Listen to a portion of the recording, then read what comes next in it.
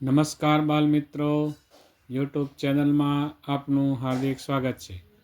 આજે આપણે ભાગ નંબર 128માં ભૂમિતિના પાયાના ખ્યાલો જેના વિશે માહિતી મેળવશું અને દાખલાનું સોલ્યુશન મેળવશું. તો ચાલો આપણે શરૂ કરીએ. સૌપ્રથમ આપણે ભૂમિતિના પાયાના ખ્યાલો તેના વિશે માહિતી મેળવશું. તો સૌથી પહેલી વાત છે બિંદુ. બિંદુ કોને કહે છે? તો બિંદુ એટલે કે રેખા અને સમતલને ભૂમિતિના પાયાના અંગ છે. એટલે બિંદુ એને લંબાઈ, પહોળાઈ કે જાડાઈ હોતી નથી. બિંદુ એ ફક્ત સ્થાન દર્શાવે છે. જેમ કે અહીંયા જે સંકેતમાં આપેલું છે તેને બિંદુ એ આપણે કહીએ છીએ. એટલે બિંદુની વ્યાખ્યા આ પ્રમાણે છે. ત્યારબાદ રેખા. રેખા કોને કહે છે? તો એક સીધી લીટીમાં આપેલ અસંખ્ય બિંદુઓ રેખા રચે છે. રેખાઓ બંને બાજુ અનંત સુધી વિસ્તરેલી હોય છે. રેખાની લંબાઈ માપી ન શકાય. કેમ ન માપી શકાય? તો અહીંયા એનો તમે જુઓ, આ રેખા દોરેલી છે. આમ જાઓ તો અનંત સુધી રેખા વિસ્તરેલી હોય, આમ જાઓ તો પણ અનંત રીતે વિસ્તરેલી છે. એટલે કે તેનો કોઈ છેડો આવે નહીં. એટલે આપણે તેને માપી શકતા નથી. સંકેતમાં આપણે આવી રીતે રેખાને લખીએ છીએ. જેમ કે રેખાને નામ આપ્યું હોય કે સી કે રેખા, એક છેડો સી અને બીજો એટલે કે સી કે રેખા આપણે તરીકે એને ઓળખીએ છીએ. ત્યારબાદ રેખાખંડ. રેખાખંડ કોને કહે છે? તો રેખાનો ભાગ એ રેખાખંડ છે. સમજો કે આ રેખા છે, રેખા છે તો એની અંદર રેખાખંડ સમાયેલો છે. તો રેખાખંડને બે અંત્ય બિંદુ હોય છે.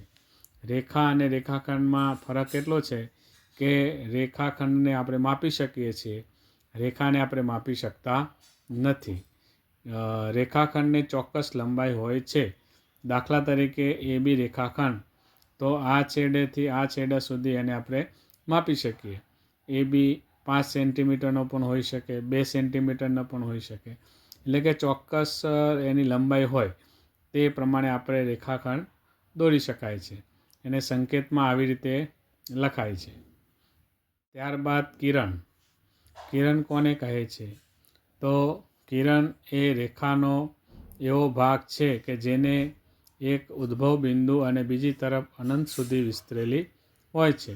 અહીંયા રેખામાં જોઈએ તો બંને બાજુ વિસ્તરેલી છે, જ્યારે કિરણમાં એક તરફ એ વિસ્તરેલી હોય છે. કિરણની લંબાઈ પણ માપી શકાતી નથી. એનું ઉદ્ભવ બિંદુ હોય પણ કેટલા સુધી તે કિરણ લાંબુ જઈ શકે તે આપણે કહી શકતા નથી. એટલે એને આપણે માપી શકતા નથી. બીજું, એને આપણે સંકેતમાં આવી રીતે લખી શકીએ છીએ.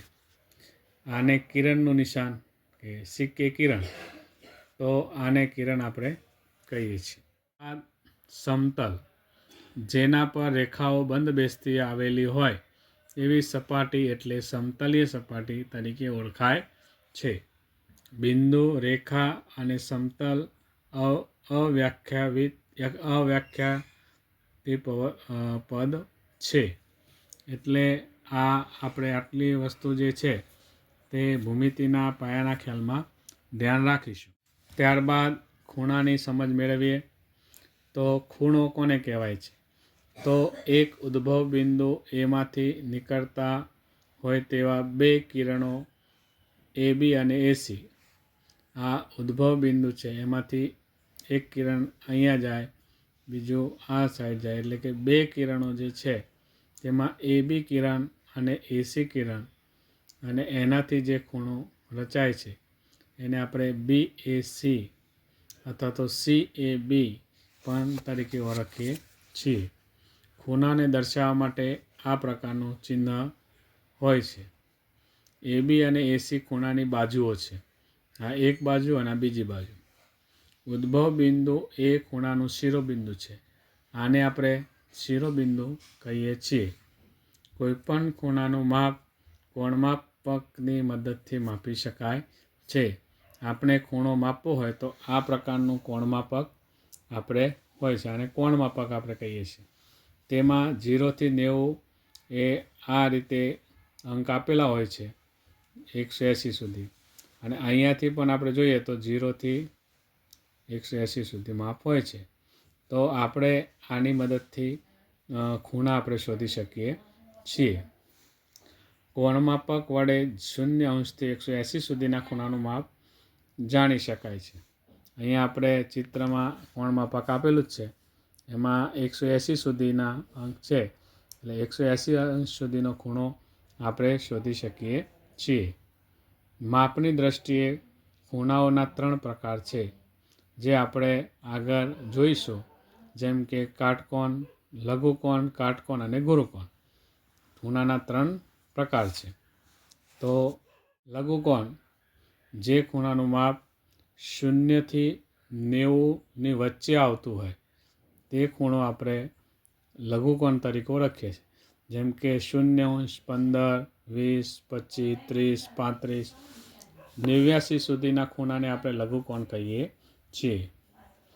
કોણ, તો જે ખૂણાનું માપ 90 અંશ જ હોય તેવા ખૂણે કાટકોણ કહે છે. જેમ કે અહીંયા ખૂણો દોરેલો જ છે, અહીંયા 90 અંશનું માપ છે, એટલે એ 90 અંશનો જે ખૂણો છે એને આપણે કાટકોણ તરીકે ઓળખીએ. બાદ ગુરુકોણ, જે ખૂણાનું માપ 90 અંશ કરતાં વધારે હોય તેવા દરેક ખૂણાને ગુરુકોણ કહેવાય છે. જેમ કે અહીંયા આપણે 0 થી 180 અંશ છે, તો હવે 90 અંશ કરતાં વધારે ખૂણાનું માપ આવે એટલે આને ગુરુકોણ તરીકે આપણે તેને ઓળખીએ છીએ. ત્યારબાદ ખૂણો અને સમય. આપણે ઘડિયાળની અંદર 5 મિનિટ એટલે 30 અંશનો ખૂણો થાય છે, કારણ કે સમગ્ર વર્તુળનું અંશમાં 360 અંશ છે. એટલે કે આને ડબલ કરીએ એટલે 180 ને 180 એટલે આખો જે રાઉન્ડ થાય એટલે કેટલાનો થાય? 360 થાય. હવે તેના 12 કલાક દર્શાવવાના, એટલે એના આપણે 4 ભાગ કરીએ આમ તો 90, 90, 90, 90 થાય. બરાબર. હવે એ જ રીતે ઘડિયાળ પણ આપણે એની બનાવી શકાય.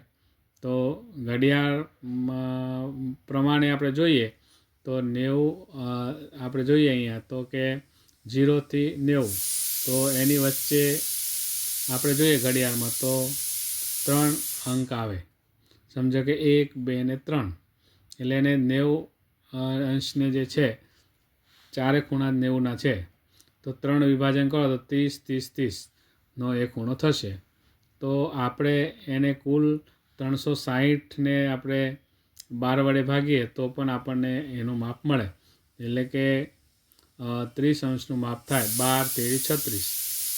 12 કલાક ઘડિયાળમાં હોય તો એક કાંટો આવે એટલે 30, 60, 90, 120, 50, 180, 210, 240, 270, 300, 330 અને 360. તો આવી રીતે પણ આપણે એ સમજી શકીએ. બીજું, 1 મિનિટ માટેનો અંશ માપ 6 અંશ થાય છે.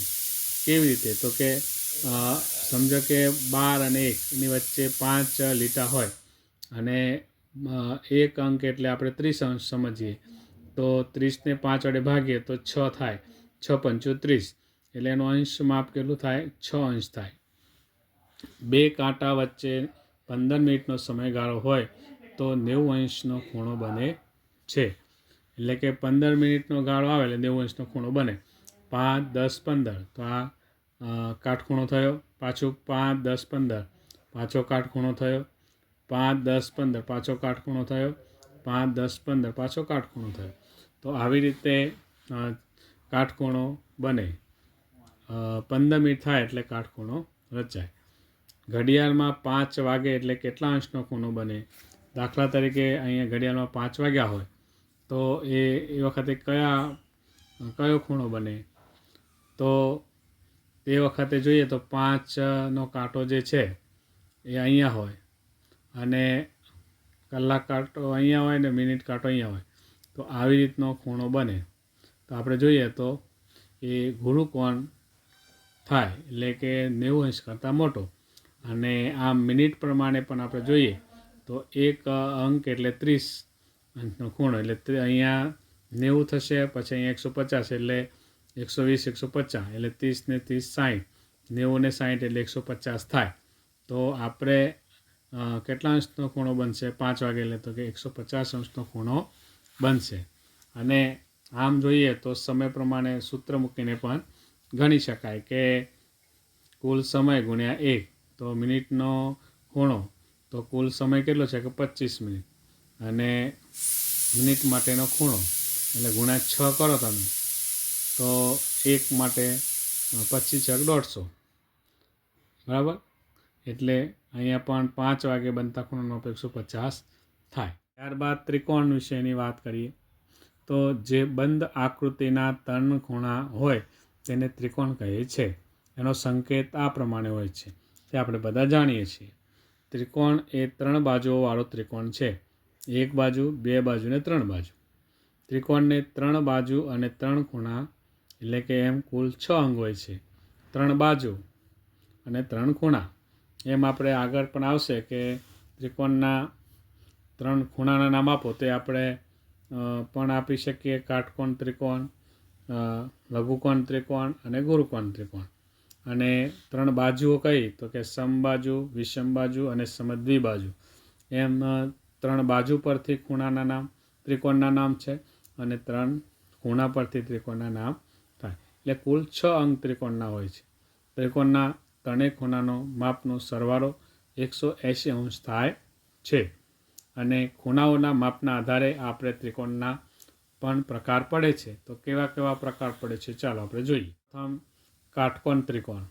તો જે ત્રિકોણમાં એક ખૂણો કાટખૂણો હોય તો તે ત્રિકોણને કાટકોણ ત્રિકોણ કહે છે.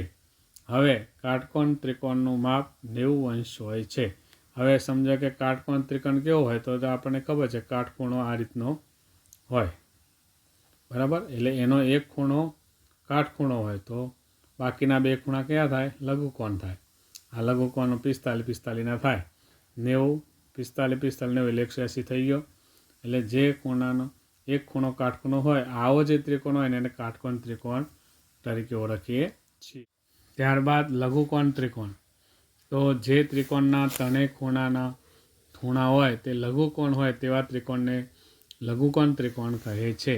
તો એ આ જ પ્રકારનો ત્રિકોણ આવે.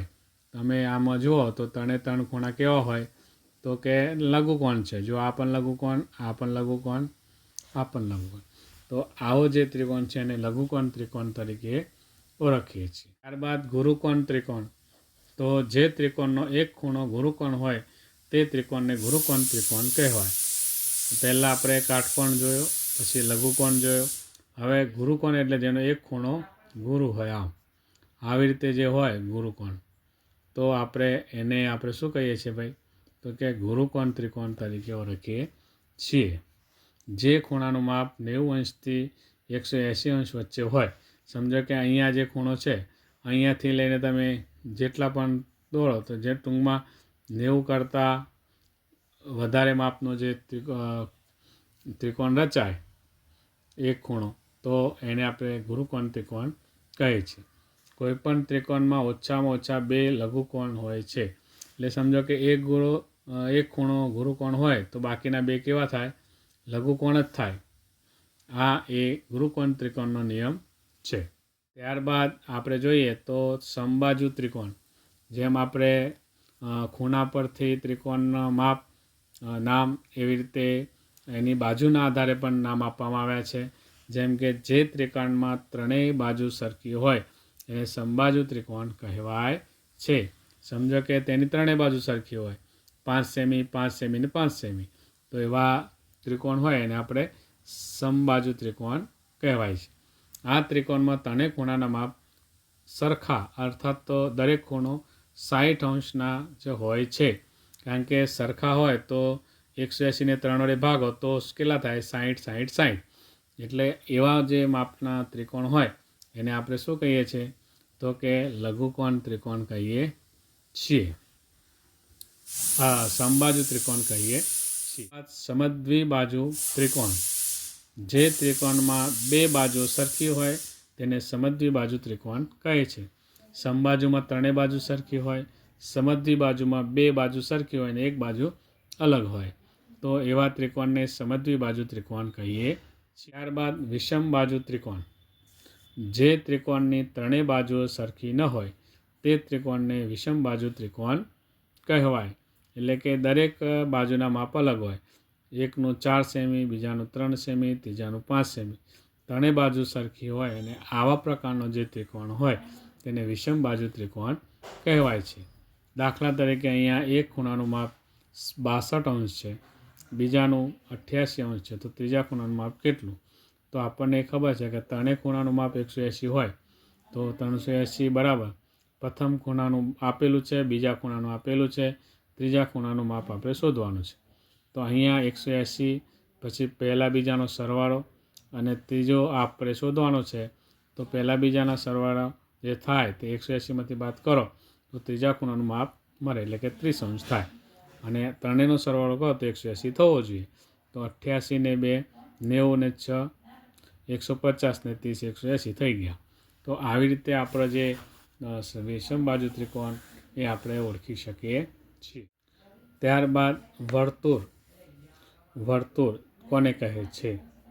એક જ સમતલમાં કોઈ એક નિશ્ચિત બિંદુથી સમાન અંતરે આવેલા તમામ બિંદુઓના સમૂહને વર્તુળ કહે છે. એટલે કે આ જે નિશ્ચિત બિંદુથી સમાન અંતર હોય અને એવા જે સમૂહ જે છે એને આપણે વર્તુળ કહે છે.